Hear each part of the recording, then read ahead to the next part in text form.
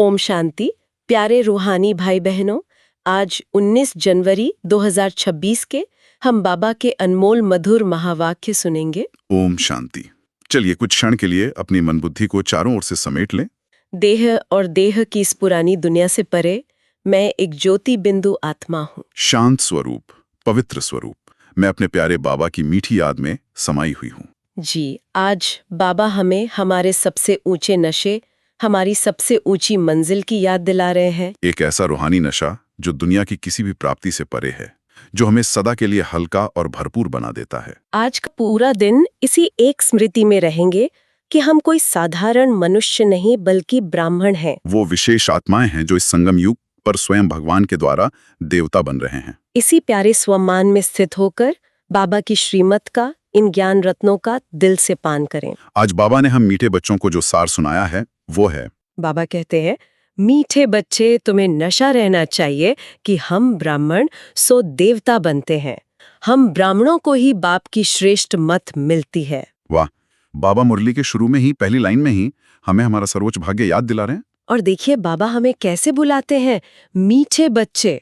जी, इन दो शब्दों में ही जैसे सारे कल्प का प्यार, सारी अपनियत समाई हुई है ना?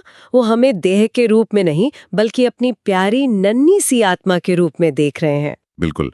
जब हम ये सुनते हैं मीठे बच्चे, तो सारी थकावट, सारे बोझ जैसे उतर जाते हैं। ये एक पहचान है कि हम किसके हैं। हम उस परमपिता परमात्मा के मीठे सिकिलदे बच्चे हैं और हमें भी इसी आत्मिक स्मृति में स्थित होकर बाबा की हर बात सुननी है। जी, और फिर बाबा कहते हैं, तुम्हें नशा रहना चाहिए। ये दुनियावी नशा नहीं है जो आज चढ़ता है और कल उतर जाता है, जो दुख और अशांति देता है। नहीं, ये रूहानी नशा है। ये खुशी और पवित्रता का नशा है जो हमारी स्थिति को हर पल ऊंचा बनाता है। और नशा भी किस बात का? किसी पद, प्रतिष्ठा या धन का नहीं, बल्कि इस दुनिया के सबसे बड़े सत्य का, सबसे बड़ी प्राप्ति का, कि हम ब्राह्मण हैं और ब्राह्मण से देवता बन रहे हैं।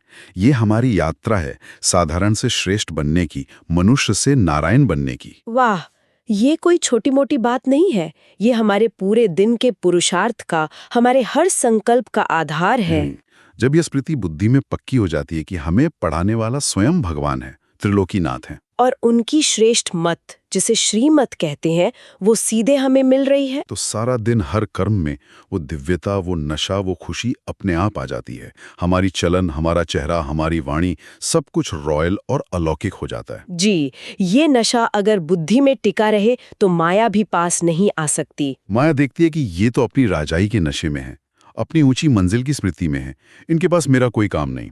आज बाबा इसी नशे को हम सबका पक्का करा रहे हैं। और बाबा ने ये भी स्पष्ट किया कि ये श्रेष्ठ मत सिर्फ हम ब्राह्मण बच्चों को ही मिलती है, दुनिया में और किसी को नहीं। ये हमारा विशेष सौभाग्य है, हमारा विशेष अधिकार है, जो हमने कल्प कल्प प्राप्त किया है। तो आज सारा दिन इसी एक पॉइंट को अपनी बुद्धि में बार बार दोहराएंगे कि मैं वो सौभाग्यशाली आत्मा हूँ जिसे स्वयं भगवान की श्रीमत मिल रही है देवता बनने के लिए।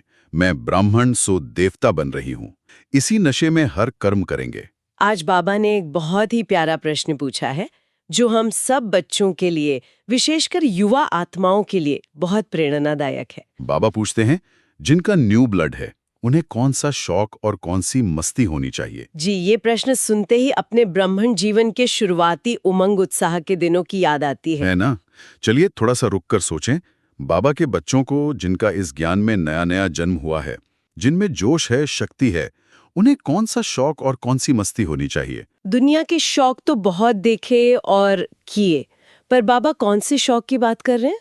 बाबा इसका बहुत ही सुंदर और अलौकिक उत्तर देते हैं। बाबा कहते हैं, ये दुनिया जो पुरानी आयरन एज्ड बन गई है, उसे नई गोल्डन एज्ड बनाने का, पुराने से नया बनाने का शौक होना चाहिए। कन्याओं का न्यू ब्लड है तो अपने हमजिन्स को उठाना चाहिए, नशा कायम रखना चाहिए, भाषण करने में भी बड़ी मस्ती होनी चाहिए। वाह, क्या अद्भुत शौक है। बिल्कुल, दुनिया के लोग शौक रखते हैं पुरानी चीजों को इकट्ठा करने का, एंटीक चीजें जमा करने का। और हमारा प्यारा बाबा हमें शौक दे रहे हैं इस पूरी पुरानी पतित दुनिया को ही नया पावन बनाने का। कितना बड़ा विजन है।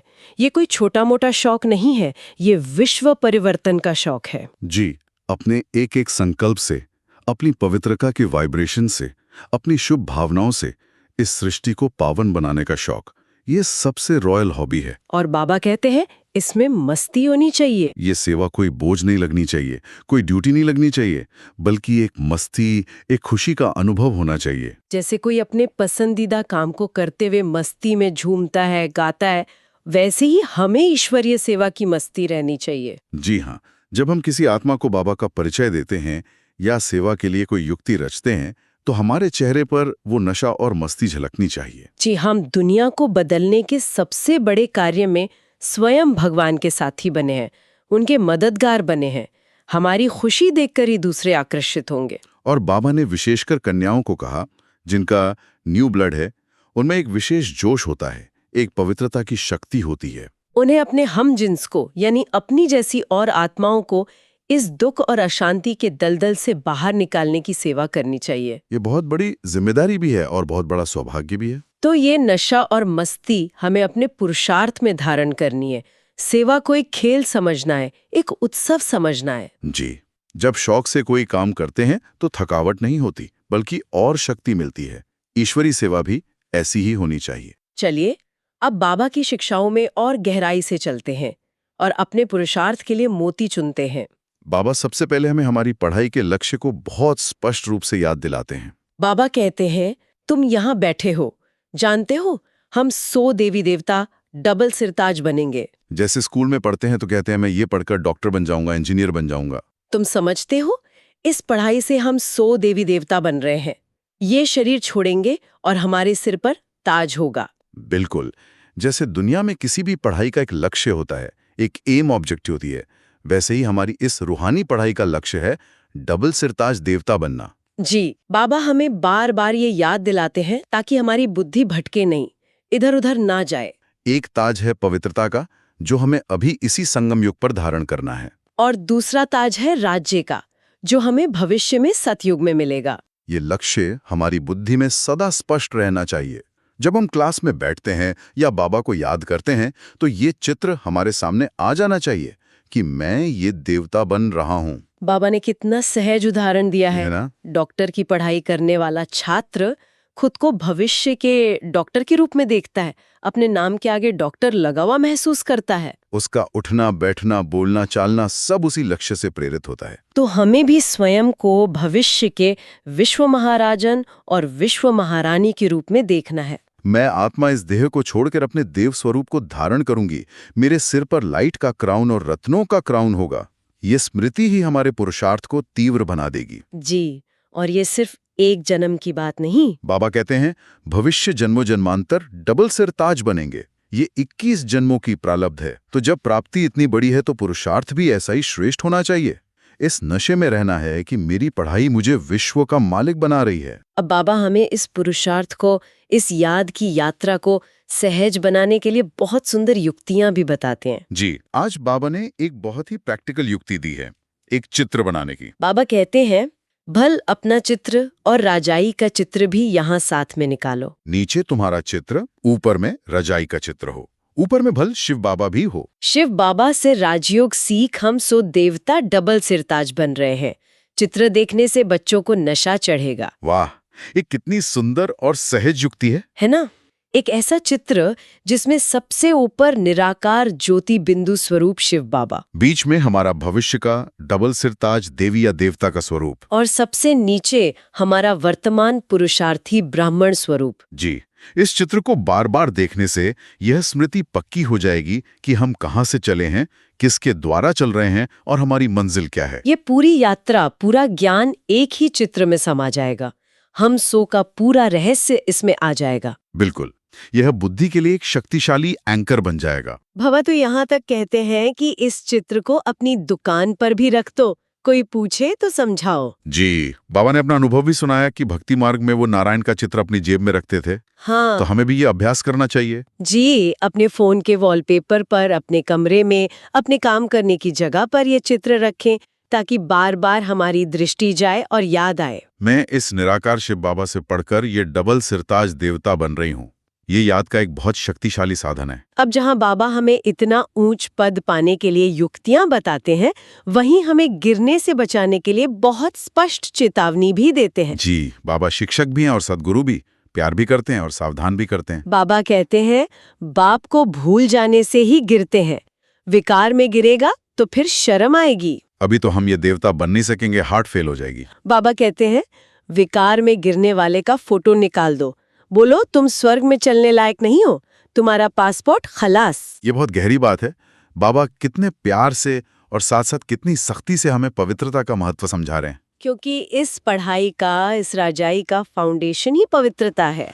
अगर नींव ही कमजोर हो गई तो इमारत कैसे बनेगी? जी, एक छोटी सी भी भूल, एक संकल्प का भी विकार हमारे पूरे 21 जन्मों के भविष्य को खत्म कर सकता है। बाबा के शब्दों में हमारा स्वर्ग का पासपोर्ट कैंसिल हो सकता है। ये कोई छोटी बात नहीं है। इसीलिए बाबा कहते हैं, हार्ट फेल हो जाएगी, यानी पुरुषार्थ में हिम्मत टूट जाएगी। बाबा ने नारद का मिसाल दिया कि जब वो लक्ष्मी को वरने के लिए गए तो उन्हें कहा गया कि पहले अपनी शक्ल तो आईने में देखो। जब देखा तो बंदर की शक्ल दिखाई दी। बाबा हमें भी यही आईना दिखा रहे हैं कि अगर हमारे अंदर काम, क्रोध, लोभ, मोह, अहंकार जैसे विकार हैं तो हम श्री लक्ष्मी या श्री नारायण को कैसे वर सकते हैं? सही बात है, हम उनके राज्य में जाने के लायक ही नहीं है। तो हमें बहुत बहुत अटेंशन रखना है, अपनी चेकिंग करनी है। मेरे संकल्प, मेरी दृष्टि, मेरी वृत्ति, मेरी वाणी, मेरे कर्म सब पावन है। एक तरफ ऊंचे से ऊंचा लक्ष्य है और दूसरी तरफ विकारों से पूरी तरह बचने का दृढ़ संकल्प है। दोनों साथ साथ चलेंगे। बाबा अब इस दुनिया की अवस्था और हमारी अवस्था का अंतर बताते हुए कहते हैं कि हम कैसे बदल रहे हैं। जी, बाबा कहते हैं, तुम एक ही बार पतित से पावन बनते हो। मनुष्य समझते थोड़े हैं कि हम नरकवासी हैं, क्योंकि पत्थर बुद्धि हैं। अभी तुम पत्थर बुद्धि से पारस बुद्धि बन रहे हो। तकदीर में होगा तो झट समझेगा। जी, ये बहुत महत्वपूर्ण समझ है। दुनिया के लोग खुद को नरकवासी मानते ही नहीं है, है ना? वो इस पतित दुनिया में ही, इन अल्पकाल की चीजों में ही सुख ढूंढ रहे हैं। बाबा कहते हैं उनकी बुद्धि पत्थर के समान हो गई है, जिसमें ज्ञान की बात, सत्य की बात बैठती ही नहीं। और बाबा हमें अपने बच्चों को पत्थर बुद्धि से पारस बुद्धि बना रहे हैं। वाह, पारस का काम होता है लोहे को छू कर सोना बना देना। तो पारस बुद्धि आत्माएं जिस भी आत्मा के संग में आएंगी, अपने वाइब्रेशन से, अपनी दृष्टि से, अपनी शुभ भावना से उन्हें भी श्रेष्ठ बनाने की सेवा करेंगी। वो किसी के अवगुण नहीं देखेंगी, बल्कि उनके अंदर के सोने को देखेंगी। ये कितनी बड़ी ट्रांसफॉर्मेशन है। हमारी बुद्धि जो कल तक व्यर्थ और विकारों में भटकती रहती थी, आज वही बुद्धि पारस बन रही है, पारसनाथ बाप के संग से। हमें इस परिवर्तन को अपने अंदर गहराई से महसूस करना है और इसका नशा भी रखना है। और बाबा कहते हैं, जिसकी तकदीर में होगा, जो भाग्यशाली आत्मा होगी, वो इस ज्ञान को झट से समझ जाएगा और अपना बना लेगा। तो हमें अपनी तकदीर का, अपने श्रेष्ठ भाग्य का हर पल शुक्रिया मानना है कि हमारी बुद्धि में ये ज्ञान बैठ गया है और हम बाबा के बन गए हैं। और आज बाबा ने माताओं का स्थान बहुत ऊंचा बताया है। यह ज्ञान यज्ञ माताओं द्वारा ही सफल हुआ है। जी, बाबा कहते हैं, गाया भी जाता है गुरु माता। माता गुरु कब होती है सो अभी तुम जानते हो। जगत अम्बा ही फिर राजराजेश्वरी बनती है। माताओं पर बाप आकर ज्ञान अमृत का कलश रखते हैं। वाह, ये माताओं और कन्याओं के लिए बहुत बड़े सम्मान और गौरव की बात है। बाबा ने इस ज्ञान यज्ञ की स्थापना में सबसे पहले ज्ञान का कलश माताओं और कन्याओं के सिर पर रखा। उन्होंने ही पहले बाबा को पहचाना और अपना सर्वस्व स्वाहा किया। जी, इसीलिए ब्रह्म कुमारी संस्था में माताओं और कन्याओं को हमेशा आगे रखा जाता है। वे ही सच्ची गुरु बनकर सबको परमात्मा का रास्ता दिखाती हैं, सबको सद्गति का मार्ग बताती हैं। वे अपनी पवित्रता और त्याग से विश्व की सेवा करती हैं। और बाबा ने सीधा कनेक्शन बताया है। जो आज जगत अम्बा है, जो आज ज्ञान की सेवा कर रही है, सहन कर रही है, सबको पालना दे रही है, वही कल की राज राजेश्वरी लक्ष्मी बनती है। सेवा से ही मेवा मिलता है। तो हर माता और कन्या को अपने इस ऊंचे भाग्य को स्मृति में रखकर सेवा करनी चाहिए। वे साधारण नहीं हैं, बल्कि जगत गुरु हैं, विश्व कल्याणकारी आत्माएं हैं। उन पर बहुत बड़ी जिम्मेदारी है। तो आज की बाबा की इन गहरी शिक्षाओं से हम धारणा के लिए मुख्य सार निकालते हैं। जी, जिन्हें हमें आज सारा दिन अपने स्वरूप में लाना है, अपने कर्मों में लाना है। धारणा के लिए पहला पॉइंट है, श्री श्री शिव बाबा की श्रेष्ठ मत पर चलकर स्वयं को श्रेष्ठ बनाना है। श्रीमत में मनमत मिक्स नहीं करनी है। ईश्वरीय पढ़ाई के नशे में रहना है। इसका अर्थ है कि हमें हर कदम पर, हर संकल्प पर ये चेकिंग करनी है कि मैं बाबा की मत पर चल रहा हूँ या अपनी मनमत चला रहा हूँ या परमत पर चल रहा हूँ। बिल्कुल। श्रेष्ठ बनने का एकमात्र आधार ही श्रीमत है। जी हाँ, दिन में कई बार खुद से पूछें, अभी जो मैं सोच रही हूँ या जो करने जा रही हूँ, क्या ये श्रीमत है? क्या इससे बाबा खुश होंगे? क्या इसमें सबका कल्याण समाया हुआ है? और इस पढ़ाई का नशा, इसकी खुशी हमारे चेहरे पर और हमारी चलन में सदा झलकनी चाहिए। और धारणा के लिए दूसरा पॉइंट है, अपने हमजिन्स के कल्याण की युक्तियां रचनी है, सबके प्रति शुभ भावना रखते हुए एक दो को सच्चा मान देना है, लंगड़ा मान नहीं। बहुत सुंदर। अपने जैसे भाई बहनों की, अपनी लौकिक और अलौकिक परिवार की आत्माओं की सेवा के लिए प्लान बनाने, युक्तियां रचनी है। जी, सिर्फ सोचना नहीं बल्कि प्रैक्टिकल कदम उठाने हैं। और सबको सच्चा मान देना है, आत्मा के रूप में, उनके गुणों को देखकर, उनकी विशेषताओं को देखकर। बाबा ने लंगड़ा मान शब्द इस्तेमाल किया है। जैसे दुनिया में आज कोई प्राइम मिनिस्टर है, कल नहीं है। वो मान क्षणभंगुर है, झूठा है, देह अभिमान को बढ़ाने वाला है। सही बात है। हमें आत्माओं को उनके अविनाशी स्वरूप का, उनके ऊंचे भाग्य का मान देना है कि आप भी बाबा के बच्चे हो, आप भी देवता बन सकते हो। सबके प्रति शुभ भावना रखना, शुभकामना रखना ही सच्चा मान देना है। इससे हमारे संबंध भी मधुर होंगे और सेवा भी सहज होगी। किसी के अवगुण देखकर घृणा करना मान देना नहीं है। आज बाबा हम बच्चों को एक बहुत ही शक्तिशाली वरदान दे रहे हैं। वरदान है निरंतर बाप के साथ की अनुभूति द्वारा हर सेकंड, हर संकल्प में सहज योगी भाव। वाह, सहज योगी। ऐसे बाप की याद बुद्धि से अलग ना हो, सदा बाप का साथ हो, दूसरी कोई भी स्मृति अपनी तरफ आकर्षित ना करे, इसको ही सहज और स्वतः योगी कहा जाता है। ऐसा योगी हर सेकंड, हर संकल्प, हर वचन, हर कर्म में सहयोगी होता है। सहयोगी अर्थात जिसका एक संकल्प भी सहयोग के बिना ना हो, ऐसे योगी और सहयोगी शक्तिशाली बन जाते हैं। कितना गहरा और प्यारा वरदान है। जी, बाबा चाहते हैं कि हमारी याद इतनी सहज हो जाए जैसे आत्मा और शरीर का साथ है। आत्मा को ये याद नहीं करना पड़ता कि मैं शरीर में हूँ, वो स्वाभाविक है। ऐसे ही बाबा की याद स्वाभाविक हो जाए, स्वतः हो जाए, हमें याद करने के लिए मेहनत ना करनी पड़े।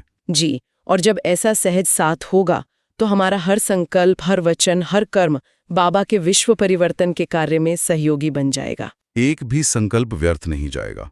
हर संकल्प से पुण्य का खाता जमा होगा। हम खाते पीते चलते फिरते हर कर्म करते बाबा के मददगार बन जाएंगे। यही शक्तिशाली बनने की सबसे सहज विधि है। तो आज इस वरदान को अपने स्वरूप में लाने का अभ्यास करेंगे। हर घंटे चेक करेंगे क्या मुझे बाबा का साथ सहज और स्वाभाविक अनुभव हो रहा है, या मुझे मेहनत करनी पड़ रही है, मैं बाबा का सहयोगी हूँ या सिर्फ अपने लिए कर्म कर रहा हूँ। और आज का स्लोगन है एक शक्तिशाली स्विच की तरह, जो हमारी स्थिति को तुरंत बदल सकता है। स्लोगन है समस्या स्वरूप बनने के बजाय समस्या को मिटाने वाले समाधान स्वरूप बनो। बहुत ही प्रैक्टिकल स्लोगन है।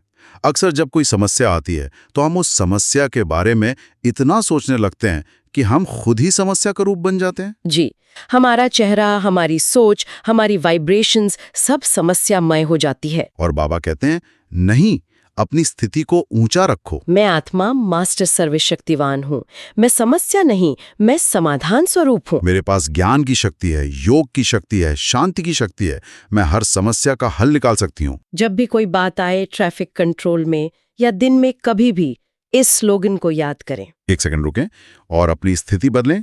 मैं समस्या नहीं हूँ, मैं समाधान हूँ। इससे बुद्धि को तुरंत सही दिशा मिल जाएगी और हल निकल आएगा। आज के अव्यक्त इशारे हमें बंधन मुक्त बनने की बहुत गहरी प्रेरणा दे रहे हैं। बाबा इशारा दे रहे हैं, इस अव्यक्ति मास में बंधन मुक्त रहें, जीवन मुक्त स्थिति का अनुभव करो। अपने स्थूल और सूक्ष्म बंधनों की लिस्ट सामने रखो।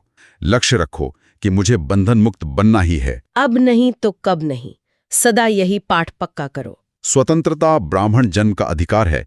अपना जन्म सिद्ध अधिकार प्राप्त कर जीवन मुक्त स्थिति का अनुभव करो। जब अपने को गृहस्थी समझते हो तब गृहस्थी का जाल होता। गृहस्थी बनना माना जाल में फंसना, ट्रस्टी अर्थात मुक्त। बहुत गहरा इशारा है। बाबा हमें अपनी चेकिंग करने के लिए कह रहे हैं। हमें एक लिस्ट बनाने की जरूरत है कि कौन कौन से स्थूल और सूक्ष्म बंधन हैं जो हमें उड़ने नहीं देते, जो हमारी याद की यात्रा में विघ्न डालते हैं। जी, किसी व्यक्ति से मोह, किसी पुरानी वस्तु से लगाव, कोई पुरानी आदत, कोई कड़वा संस्कार, देह अभिमान का बंधन। इन सब की एक लिस्ट बनाकर बाबा को सौंपनी है और उन्हें ज्ञान और योग की कैंची से काटने का पुरुषार्थ करना है। और लक्ष्य पक्का करना है, अब नहीं तो कब नहीं। हमें इसे टालना नहीं है कि कल करेंगे, अगले महीने करेंगे, नहीं। आज ही, अभी ही इन बंधनों से मुक्त होना है, क्योंकि समय बहुत थोड़ा है। बाबा ने गृहस्थी और ट्रस्टी का अंतर भी कितना स्पष्ट कर दिया। गृहस्थी मतलब मेरा मेरा करके जाल में फंसा हुआ, मेरा घर, मेरा बच्चा, मेरा पैसा। और ट्रस्टी मतलब सब कुछ बाबा का समझकर चलाने वाला, जो सदा हल्का और मुक्त रहता है। जी, वो सेवादारी है, मालिक नहीं। तो आज अपने हर बंधन को पहचानकर उसे काटने का दृढ़ पुरुषार्थ करेंगे। स्वतंत्रता हमारा जन्मसिद्ध अधिकार है और हमें इसे प्राप्त करना ही है। जीवन मुक्त स्थिति का अनुभव करना ही ब्राह्मण जीवन का लक्ष्य है। चलिए कुछ पल बाबा की याद में स्थित होकर आज की शिक्षाओं पर आधारित स्वमान का अभ्यास करते हैं। मैं आत्मा एक श्रेष्ठ ब्राह्मण हूँ जो देवता बन रही हूँ। पहला स्वमान, मैं राजयोगी विश्व का मालिक बनने वाली आत्मा हूँ। इस नशे को, इस खुशी को अपने अंदर महसूस करें। मेरी पढ़ाई स्वयं भगवान करा रहे हैं विश्व का मालिक बनाने के लिए। मैं कोई साधारण स्टूडेंट नहीं हूँ। सारा दिन इस राजाई नशे में स्थित रहें। मेरा हर कर्म रॉयल होना चाहिए। मेरी सोच, मेरी बोल सब श्रेष्ठ होने चाहिए। दूसरा स्वमान, मैं श्रीमत पर चलने वाली श्रेष्ठ आत्मा हूँ। अनुभव करें कि बाबा की श्रीमत एक सुरक्षा कवच की तरह मेरे चारों ओर है। मैं इसमें सदा सुरक्षित हूँ, सदा सेफ हूँ। कोई माया का वार मुझ तक पहुंच नहीं सकता। हर कर्म करने से पहले बाबा से पूछें, बाबा क्या ये आपकी श्रीमत है? इससे मनमत और परमत स्वतः समाप्त हो जाएगी और हर कर्म श्रेष्ठ हो जाएगा। तीसरा समान, मैं सहयोगी, बाप की सहयोगी आत्मा हूँ। महसूस करें बाबा का साथ जैसे सांसों का साथ। मैं और बाबा कंबाइंड है, अलग हो ही नहीं सकते। मेरा हर संकल्प बाबा के साथ जुड़ा हुआ है। जब भी कोई कर्म करें, इस स्मृति से करें कि मैं बाबा के विश्व सेवा के कार्य में सहयोगी हूँ। मैं यह कर्म अपने लिए नहीं, बाबा की सेवा के लिए कर रही हूँ। इससे कर्म दिव्य हो जाएगा और बंधन नहीं बनेगा। चौथा स्वमान, मैं समाधान स्वरूप आत्मा हूँ। अनुभव करें कि मेरे अंदर ज्ञान की शक्ति है, शांति की शक्ति है, जो हर समस्या को समाप्त कर सकती है। मैं समस्याओं से घबराने वाली नहीं, उन्हें मिटाने वाली मास्टर सर्वशक्तिमान आत्मा हूँ। परिवार में या सेवा में कोई भी बात आए तो 1 सेकंड रुककर यह स्वमान याद करें, मैं समाधान स्वरूप हूँ। मैं शांत होकर बाबा की शक्ति से हल निकालूंगी। पांचवा स्वमान, मैं बंधन मुक्त, जीवन मुक्त आत्मा हूँ। महसूस करें एक गहरी शांति और हल्कापन। मेरे ऊपर कोई बोझ नहीं, कोई बंधन नहीं। मैं एक ट्रस्टी हूँ, मालिक बाबा है, सब कुछ उनका है, मैं सिर्फ निमित्त सेवाधारी हूँ। सारा दिन इस स्वतंत्रता का अनुभव करते हुए हर कार्य करें। मैं एक मुक्त पंछी की तरह बाबा की याद में ज्ञान के आकाश में उड़ने वाली आत्मा हूँ। ओम शांति। तो आज बाबा ने हमें हमारे ऊंचे से ऊंचे भाग्य का नशा चढ़ाया। हम कोई साधारण नहीं, बल्कि ब्राह्मण से देवता बनने वाले हैं। और यह ईश्वरीय पढ़ाई हमें 21 जन्मों के लिए विश्व का मालिक बना रही है। जी, बाबा ने हमें याद की बहुत सुंदर युक्ति भी दी, अपने लक्ष्य का, अपनी मंजिल का चित्र बनाकर सामने रखने की, ताकि ये स्मृति सदा ताज़ी रहे और पुरुषार्थ में तीव्र गति आए। साथ ही वरदान और स्लोगन द्वारा हमें सहज योगी और समाधान स्वरूप बनने की बहुत गहरी प्रेरणा दी, जो हमारे पुरुषार्थ को बहुत प्रैक्टिकल और शक्तिशाली बना देती है। तो आइए आज सारा दिन इसी नशे में रहें कि मैं विश्व परिवर्तक, भगवान की सहयोगी, डबल सिरताज बनने वाली श्रेष्ठ आत्मा हूँ। हर संकल्प, हर कर्म इसी स्मृति से करें। अगर आप चाहते हैं कि बाबा की ये श्रेष्ठ मत, ये गहरी समझ और पुरुषार्थ की प्रेरणा आपको रोज मिलती रहें, तो इस चैनल को सब्सक्राइब अवश्य करें, ताकि बाबा का एक भी अनमोल महावाक्य आपसे मिस ना हो। अच्छा, ओम शांति।